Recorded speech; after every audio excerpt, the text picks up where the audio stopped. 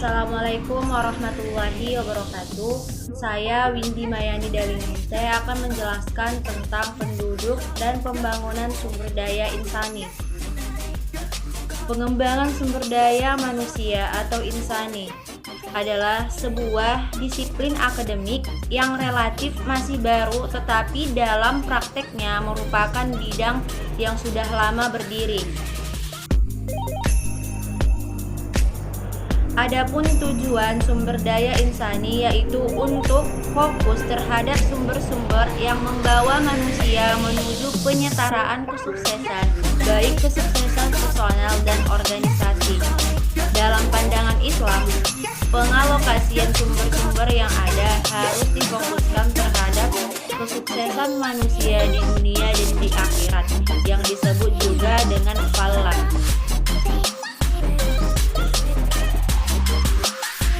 Nadler 1970, SDI adalah suatu rangkaian aktivitas yang terorganisasi yang dilakukan dalam waktu yang khusus dan dirancang untuk menghasilkan perubahan perilaku.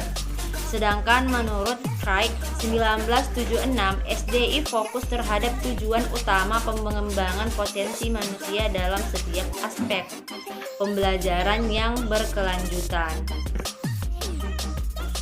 Bismillahirrahmanirrahim. Di sini saya akan menjelaskan tentang transisi demografik, kontroversi teori Matlus, yang dimana yaitu transisi demografi adalah istilah yang mengacu kepada interaksi dari tingkat kelahiran dan kematian, yang mana yang tinggi menjadi rendah karena ekonomi suatu negara atau wilayah berkembang dari ekonomi praindustrial menjadi ekonomi yang terindustrialisasikan, yang dimana juga menurut Malthus ini yaitu pertumbuhan penduduk adalah akibat dari proses pembangunan.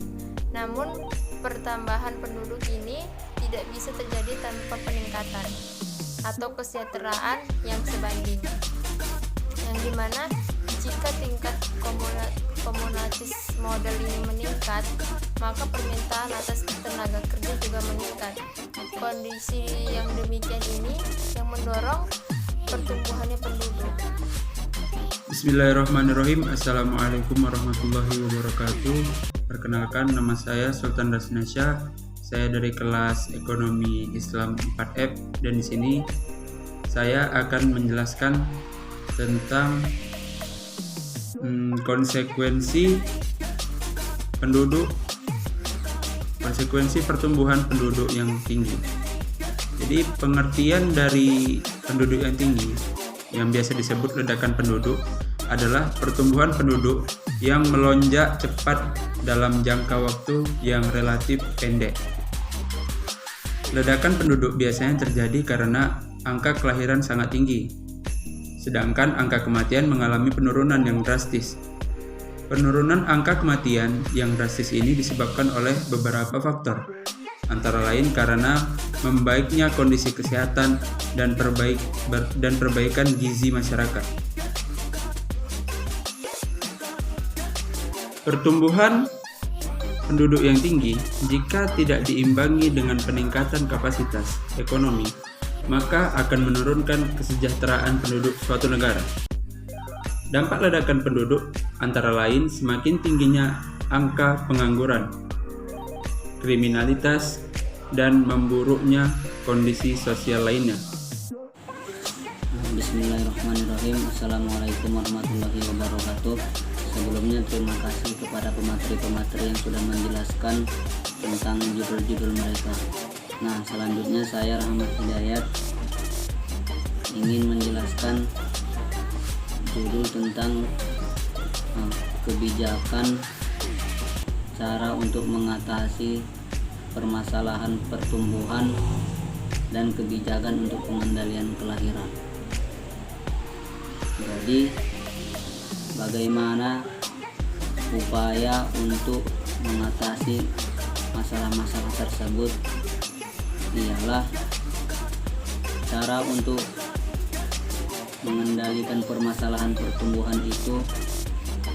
Salah satu dari antaranya dengan cara persebaran dan kepadatan penduduk, yaitu diatasi dengan program transmigrasi agar pembangunan lebih intensif di kawasan-kawasan yang penduduknya jarang. Jadi, nah itu dia. Selanjutnya, untuk pengendalian kelahiran dapat dilaksanakan dengan mengikuti program KB, keluarga berencana 2 anak lebih baik. Nah, jadi itu saja yang dapat saya sampaikan. Lebih dan kurang saya mohon dan maaf. Dari saya, Rahmat Hidayat. Assalamualaikum warahmatullahi wabarakatuh.